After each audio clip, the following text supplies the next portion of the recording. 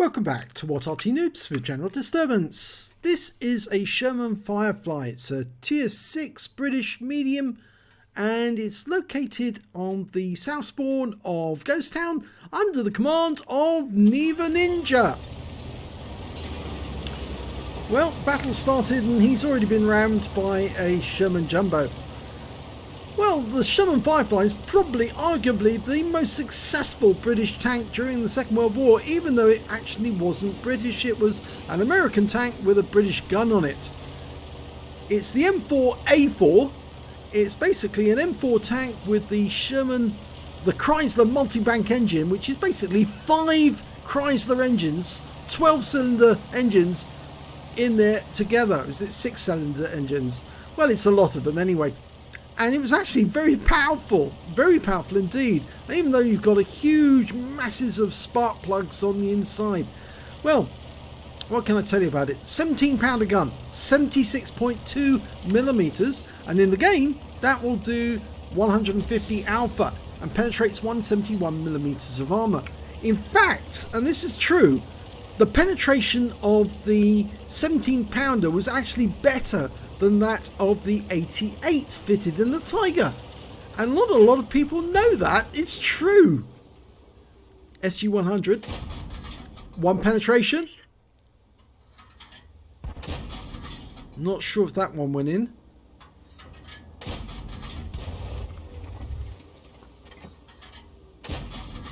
Oh, didn't get that one through. Go on, go for it again. Yes! 1 more to kill.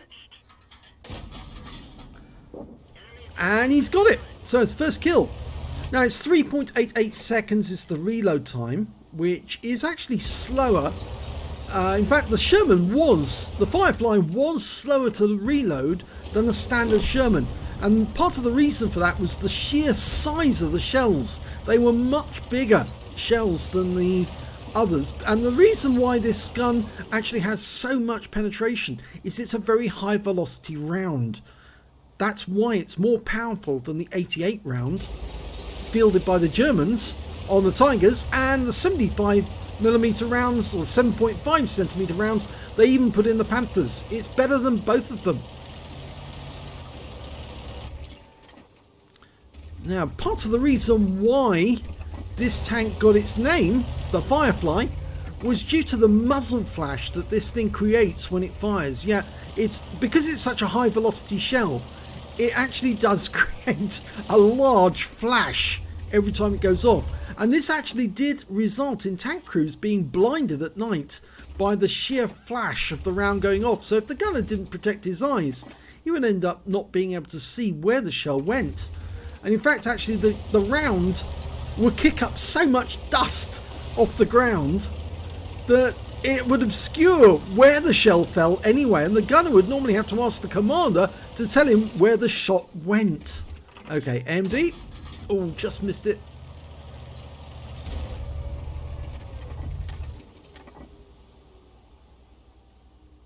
Another problem of the shell being so big was that they couldn't carry all of the shells inside the vehicle. They only had 23 shells readily available at any one time for the crew, and the rest are in storage. They carried 17 shells up front instead of a bow gunner or a driver's assistant, and when they wanted to rearm the main magazine, they'd actually have to stop the vehicle, get out and transport the shells over the hull and in through the turret, through the hatches in the turret. Okay. Note that Sherman Jumbo's gone down. T150 went down the other road.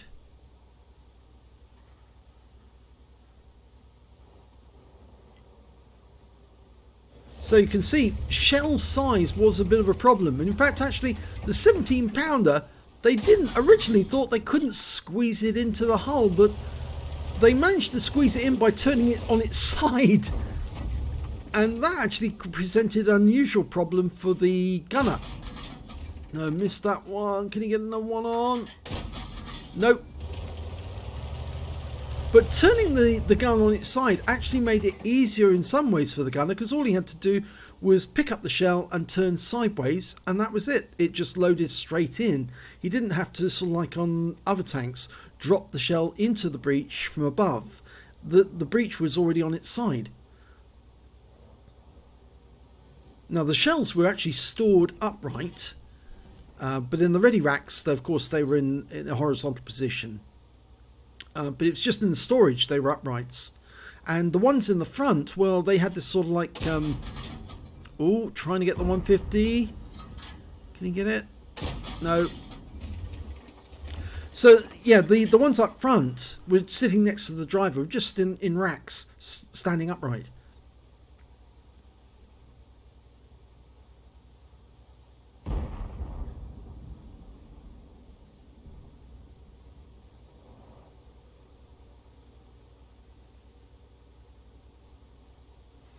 Things are not going too well at the moment. We are 3 tanks down on the enemy.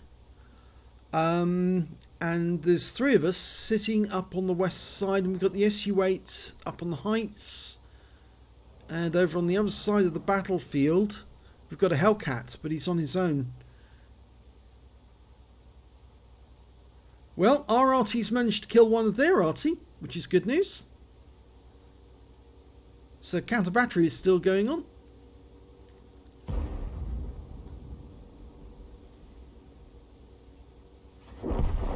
Oh, we just lost our Bert. The AMD 178B appeared from nowhere and took him out.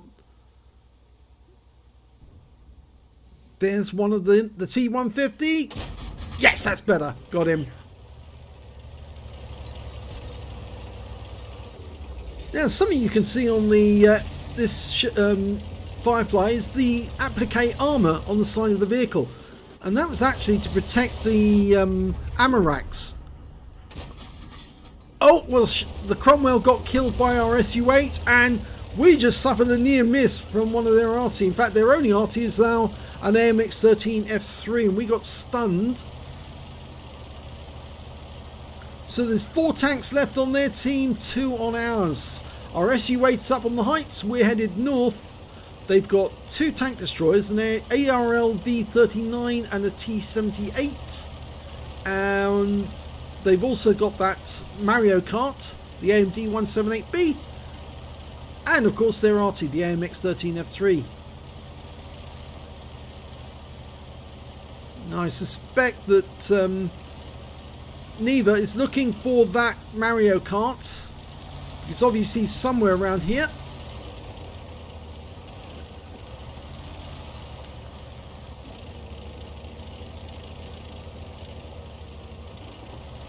He's probably hiding up around this corner. You notice that little box at the back of the turret? That's where the radio goes, because if the radio wasn't in there, it would get smashed to pieces by the gun recoil. Auto aimed on, and he gets him. Very thin armor on those AMDs. Oh, now that was an Arty round. And that's interesting, that is, because question is, where is that Arty? I suspect that he's actually somewhere to the east. Oh, somebody's in the cap. It's going to be difficult to get to the enemy cap, or get back to our cap rather, in time. It's 1 minute 28 seconds to do it. He's having a quick look for that Arty. No sign of him. Oh no, they've got 2 in the cap now. I don't think it's possible to get back in time. Oh dear, this isn't looking good. It's certainly not possible to traverse the town in 20 seconds, so he's still coming on, but... Oh, he's left! He's left the cap! One of them's gone out of the cap! They've virtually given the game away! We can make it back in time now. And there's the cap in sight. We just need to get one accurate shot on the one tank that's capping.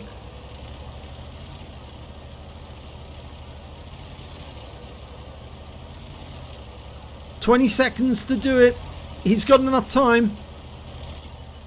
There he is, T-78. Tries one quick shot. He's auto aimed on. One shot in, gets the reset. Can he get the kill? Yes! And there's the ARL V39. So why did he drive out the cap? He's just sitting there. Oh, he's probably gone AFK. And he might have lost connection and drove out the cap accidentally. Well, he's gone. And I think, was that shell landing nearby?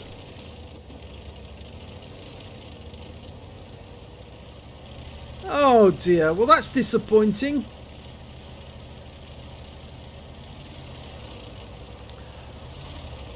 Well, there's another thing I can tell you about the Firefly, which of course some of you may know about actually. Is towards the end of the war, they actually fitted rails on either side of the turret, and they would actually carry rockets called tulips, because they look like long thin stalks with a big bulb at the end for the actual warhead, and they would literally use these rockets to scare the enemy.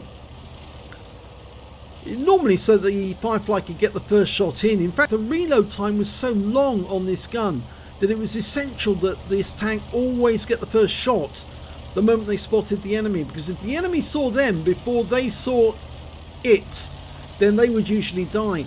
And the other factor in their favour was that, that meant they needed to get the first shot in, was because the Germans looked for that very long barrel. They knew that the long-barreled M4s were the dangerous ones, because they knew they were the tiger killers.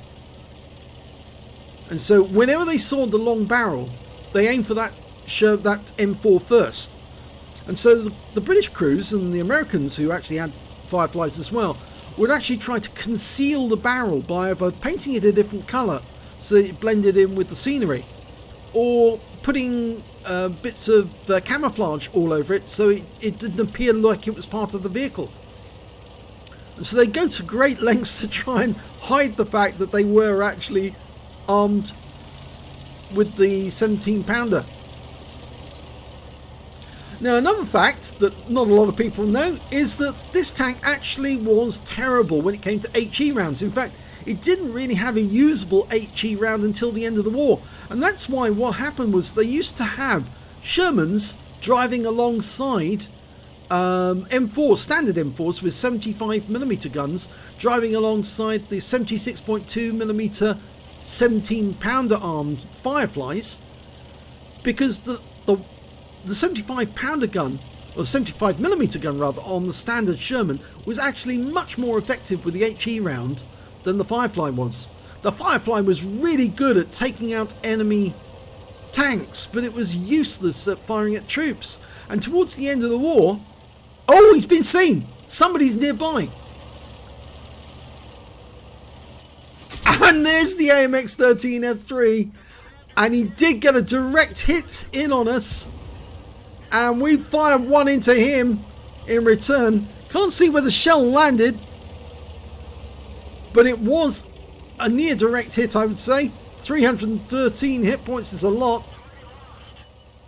Now he's lost his commander. He hasn't bothered to get that guy back into action, but there's less than 2 minutes left in the game, and he needs to get that kill. On the AMX-13F3's now blown his load. He could have held his fire, but he's fired now and he's a sitting duck. He's got a long reload, and that's the game. And a Top Gun for Neva Ninja.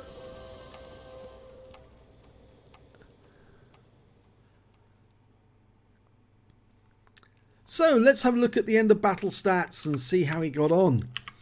Well, it's the first class tank for Neva Ninja in the Sherman Firefly. He managed to get a duelist badge for getting at least killing two enemy tanks who damaged him during the game, and he also got a 5 for effect for doing more damage than hit points to his own vehicle. He also picked up 2 epic medals, a defender for resetting the cap with at least 70 cap points, and also a Top Gun for getting at least 6 kills. Let's have a look at the team score.